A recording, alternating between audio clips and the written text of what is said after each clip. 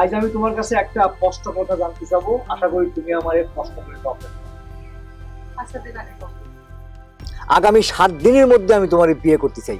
তুমি আমার বিয়ে করবা কি করবা না সেটা কও। আশ্চর্য কথাবার্তা। তাই তুমি হঠাৎ করে এত বিয়ের জন্য উতলা হয়ে গেলে কিসের জন্য কত আমাক?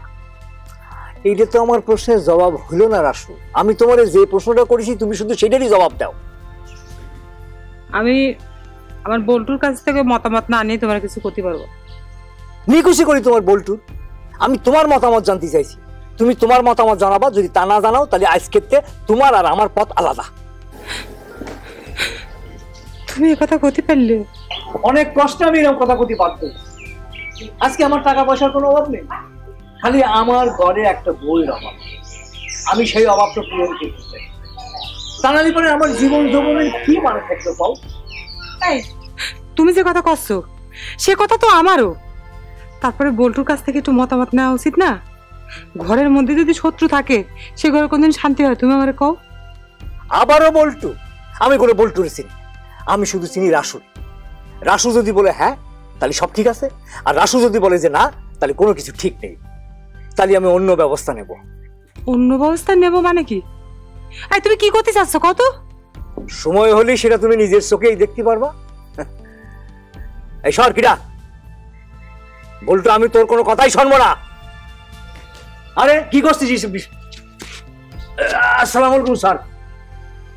মামা ভাগ্নে দুজনে মিলে পুলিশের চোখে অনেক ধুলা দিয়েছিস, আজ যাবি কোথায়?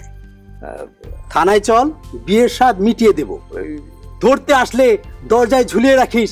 মামা ভাগ্নে বাড়িতে নাই, 7 দিন পরে যোগাযোগ করেন। ফাজিল পাইছিস কি তোরা? থানায় চল, দেখাচ্ছি মজা তোদেরকে। জি স্যার।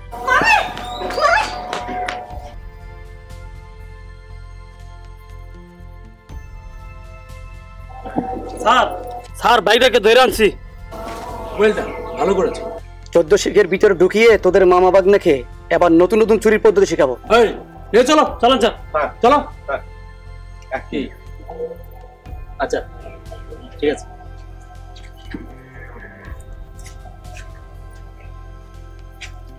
মামি, মামাজিরাম তোমারে ভালোবাসে, আমিও রেশমিরে খুব ভালোবাসি। মেলা দিনই তো আমাদের জন্য তোমরা অপেক্ষা করলে, আর কয়টা দিন অপেক্ষা করো। আমরা তো ধরা খাই গেছি, করার কিছু নেই। খালি জেলেতে বাইর হয়ে আসি, আল্লাহর কি করে করছি, খুদার কসম আমরা ভালো হয়ে যাব, তাই না মামা? হয়, আমিও কথা দিচ্ছি, জেলেতে বেরোয় এসে আমরা ভালো হয়ে